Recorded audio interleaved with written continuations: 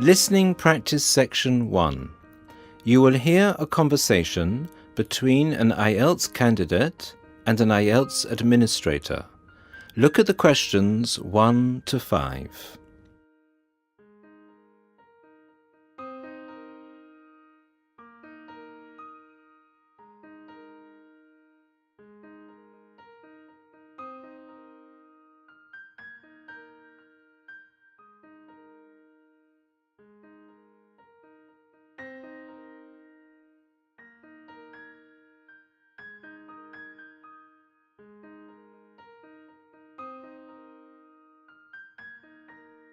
Listen to the first part of the conversation and answer questions 1 to 5. Good afternoon.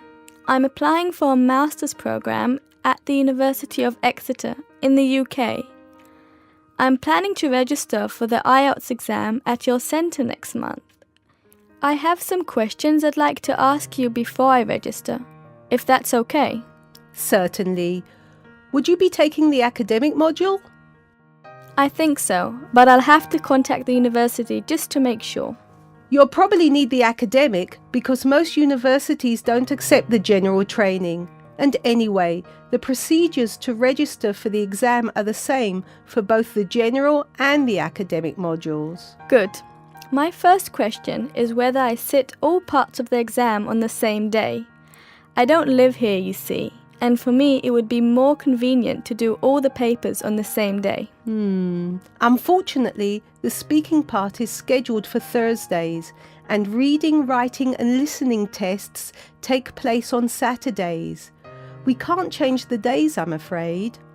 That's a pity. Well, never mind. What sort of documents do I need to bring in order to register? You'll have to fill in the Ielts application form and bring an ID, a copy of your ID, and 2 passport-size photos on a white background. Will any ID do?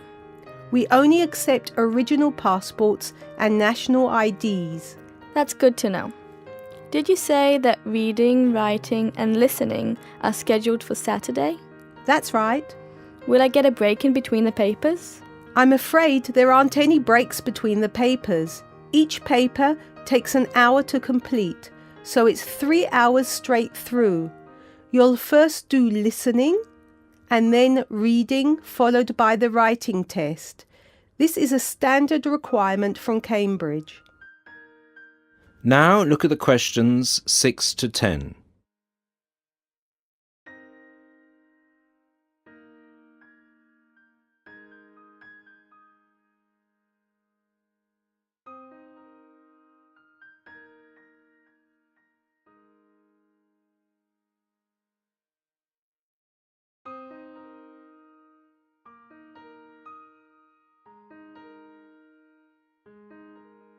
As the conversation continues, complete questions 6 to 10. Okay, and how soon after the test can I pick up my results? It takes 13 calendar days for the results to be processed. Can you let me know how much it is and the form of payment? The examination fee is $200. You can pay by credit or debit card. We also accept checks. We only accept cash as a form of payment in exceptional circumstances. And one last question. Can I mail you the application documents? Certainly. You can send all the documents by registered mail to our address, 47 Clover Place, New Rochelle, New York. Could you spell New Rochelle for me, please? Certainly.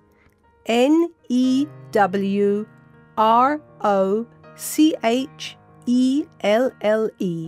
Could I have the zip code as well? Sure. Our zip code is 10806. Thanks. You can also email us at ienquiry@examsmail.com or phone us at 325-9082. I think that's all. Thank you very much for all the information. Bye. You're welcome. Goodbye.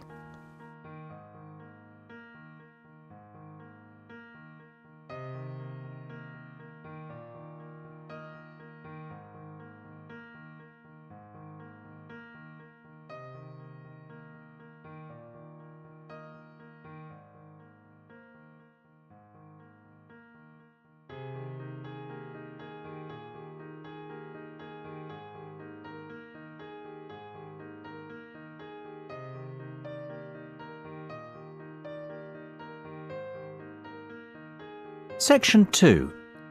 You will hear a tour guide talking to her tour group. First, you will have time to look at questions 11 to 15.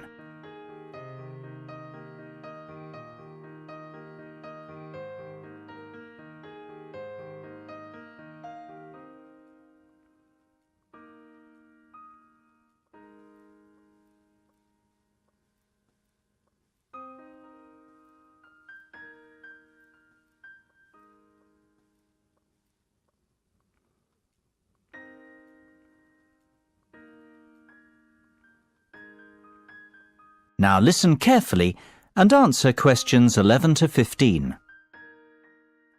Well, we certainly have a busy day ahead of us, so let's get started, shall we?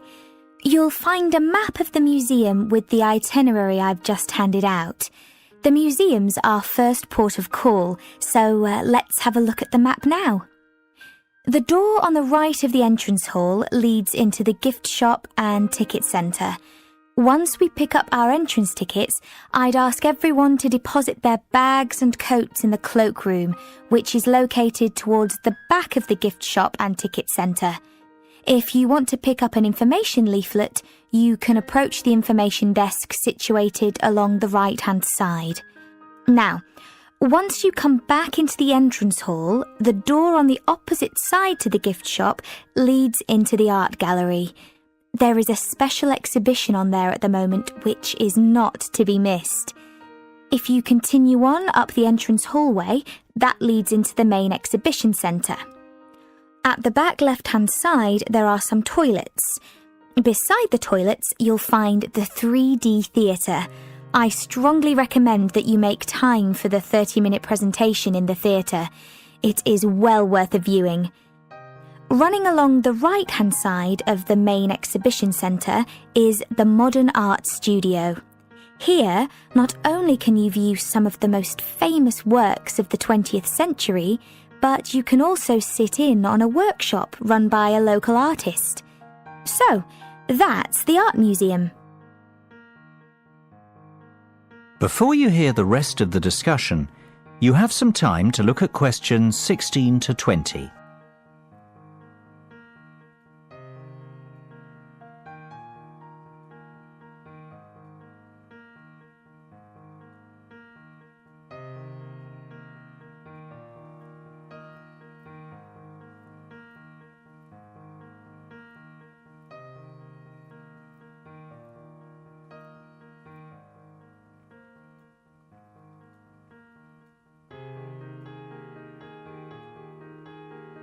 Now listen and answer questions 16 to 20.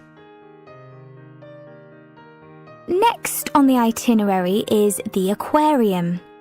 Depending on how long we spend at the museum, we might have to give this one a miss. It's not what I'd call a highlight of the day, but it would be a shame if we didn't get to see it, as it's en route to the Solheim Country Club, where we're booked in for lunch at 1 o'clock. Originally, we had planned to stop off at the Milltown Winery afterwards, but we've had to scrap that plan. Otherwise, we'd never get to the Zoological Gardens before closing time. We have pre-booked the gardens and must be there by 2:30, so no dilly-dallying please after lunch. Straight back onto the bus. The gardens close at 3:30, so we've an hour there, which should give us ample time to look around. Time allowing, we'll stop off at the famous Stout Brewery after that, if traffic isn't too heavy, and we're in Lincoln before 5. If not, we'll head straight for the National Concert Hall, where you're in for a real treat of an evening, with a performance from the world-renowned cellist, Andrei Borovsky. We have to be in our seats by 6:30 sharp. After that, it's back to the hotel for the night, where a buffet meal will be waiting for us at 8:30, or whenever we get back. That is the end of section 2. You now have half a minute to check your answers.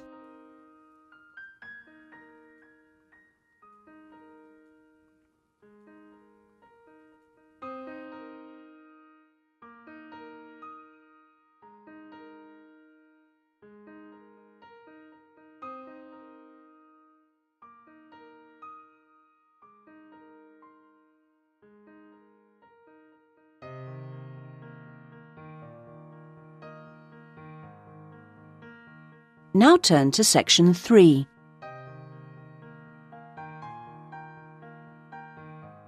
Section 3. You will hear a conversation between an undergraduate student, David, and his tutor, Dr. Smith, about David's plans for doing a master's degree. First, you have some time to look at questions 21 to 26.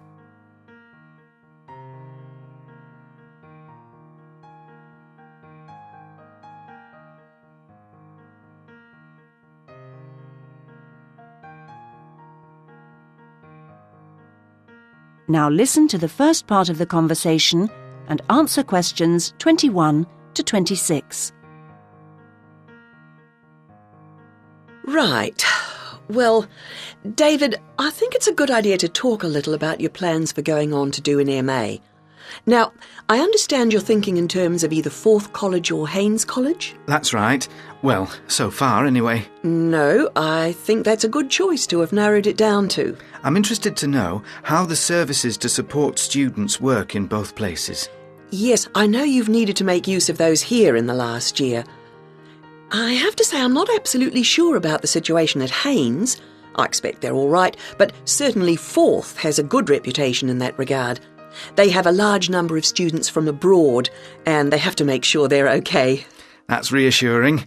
And then I'll be moving city again, obviously, whichever college I go to, and I hope that the room or flat I could expect would be nice. Very important, yes.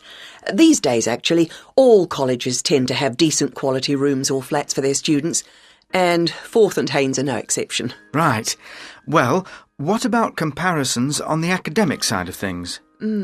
Well, I know you're an avid user of the limited online provision we have here. I think you'll find Haynes is about as developed, or not, as we are here, and that Forth has developed some pretty impressive stuff, which I'm sure you'd make the most of. Well, I'd certainly try. But that doesn't mean that the more traditional information sources, such as the good old-fashioned library, should be forgotten. No, of course not. While Forth has recently had a very splendid law library opened, that isn't particularly relevant for you, and I think you'd find Haynes' general university and faculty collections better suited to your needs. But that's something you could check for yourself if you visit both places. Which I'm planning to do next month. Good. Now there's the question of the lecturing staff, which is clearly going to be key to your progress. I think you'd find them adequate at Forth. There are some solid people working there, while Haynes have recently taken on some inspirational people, very cutting edge. It's a little hard to judge, though, because as a research student, it's not as if you have teaching all day, every day. No, I guess not. But I'll need to consult. Yes, and on the subject of research, in terms of the college's reputation for results, again, neither place is bad in any way, but I think you'll find, and you can check this on the Research Council's website, that Haynes has consistently scored very well. There's perhaps a little bit of an issue with non-completing doctorate students at Forth. Well, I'll certainly look at the website as you suggest. Fine. Now you have some time to look at questions 27 to 30.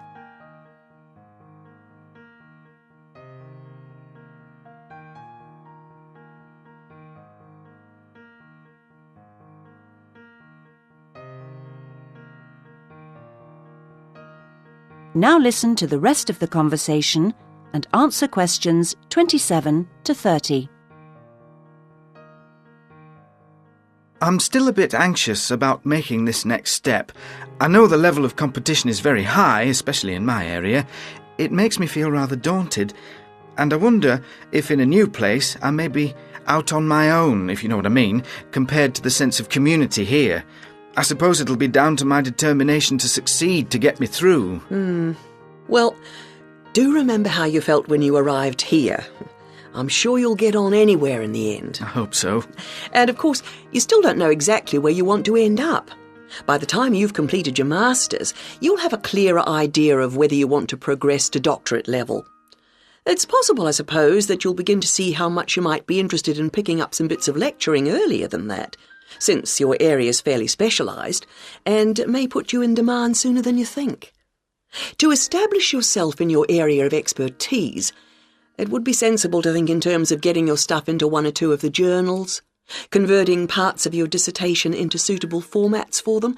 That'll stand you in good stead, whatever else you decide to do. That sounds like good advice, thanks. Actually, I think master's level studying has improved in some ways over the last few years.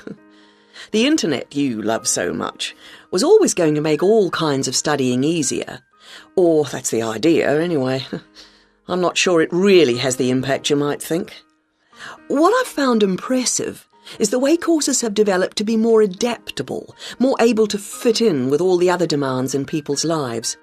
So, while the exams and assignments you all have to do may not have shifted much, at least a wider range of students are now able to benefit from education at the higher levels. I just wish I could be sure I was always making the best use of my opportunities. At the end of each week, I usually feel I could have got more done, arranged things differently, been more efficient somehow. I've got a lot better at taking down notes during seminars and lectures, which means, I think, that my written work has benefited to some degree, so there's progress on some fronts at any rate. Yes, it's interesting seeing... That is the end of section 3. You now have half a minute to check your answers.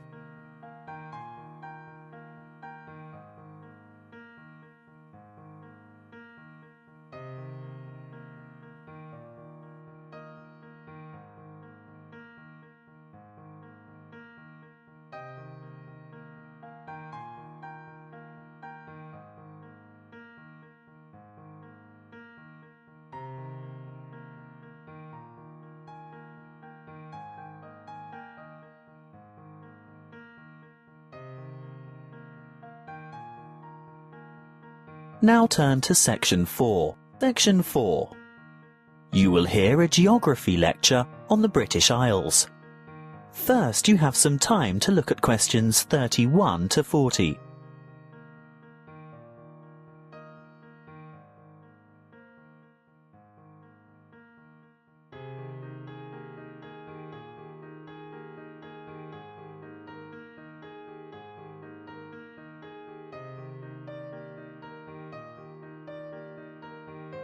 Listen carefully and answer questions 31 to 40. Hello, I'm glad so many of you have turned out to hear what I have to say today about the British Isles, that area of the Eastern Atlantic that we Americans find so confusing. I'm afraid just looking at a map or a page in the atlas doesn't necessarily explain the geographic terminology. In referring to the British Isles, a word of apology for those of you of Irish descent, that is, those whose ancestors come from Eire, the Republic of Ireland. No matter how geographically accurate the place names that I use today are, some of you will be understandably upset to be included in anything termed British. I have a very useful image that might help you differentiate between the various labels that distinguish the political and geographic reality of the so-called British Isles. I want to show you a Venn diagram, which is a mathematical illustration that shows all the possible relationships between sets. Look at this Venn diagram, and you will see that the geographical terminology is in bold, while the political terms are in italics. See here the British Isles in bold and the British Islands in italics. The aim of this lecture is to explain the meanings of and relationships among those terms. In geographical terms, you will see that the British Isles is an archipelago made up of the two large islands of Great Britain and Ireland, and including many smaller surrounding islands. Of course, you can't tell from the Venn diagram the true comparative size of these islands. You'll need to look at the map for that. But take my word for it, Great Britain is the largest island of the archipelago, followed by Ireland, which in reality, geographically, lies to the west, and there are over 1,000 smaller islands. Now, in political terms, the United Kingdom of Great Britain and Northern Ireland is the constitutional monarchy which includes the island of Great Britain some small nearby islands, although not the Isle of Man or the Channel Islands, and the northeastern part of the island of Ireland. Thank goodness it is generally shortened to United Kingdom, the UK, Great Britain, or even the abbreviation GB, although none of these are strictly correct, of course. You'd better listen carefully to the next part, because, I warn you, it is very confusing. Ireland is the name of the sovereign republic occupying the larger part of the island of Ireland. But to distinguish it from the name of the island itself, and most importantly from the other part, which belongs to the UK, it is called the Republic of Ireland, or its Irish language name, Eire. That's E-I-R-E, even though Eire directly translates as Ireland. The smaller portion of the island is called Northern Ireland.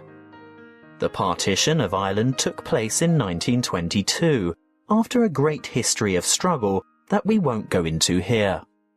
England, Scotland, Wales and Northern Ireland are legal jurisdictions within the United Kingdom, but Great Britain refers to the countries of England, Wales and Scotland as a unit.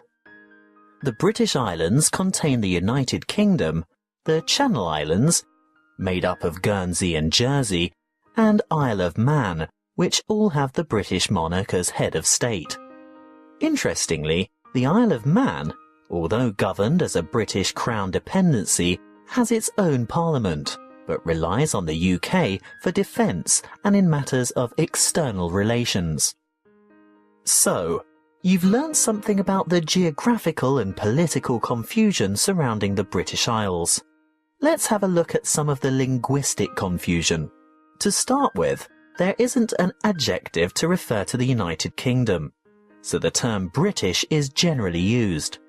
However, that means that citizens of Northern Ireland, although not on the island of Great Britain, still describe themselves as British, because this reflects their political and cultural identity. Irish, in a political sense, refers to the Republic only, so sometimes citizens of Northern Ireland would call themselves Northern Irish as a point of difference.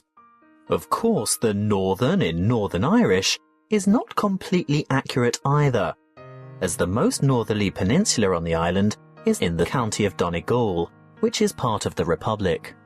Okay, we might get in a muddle over the term Irish, but at least Scottish, Welsh and English should be self-explanatory.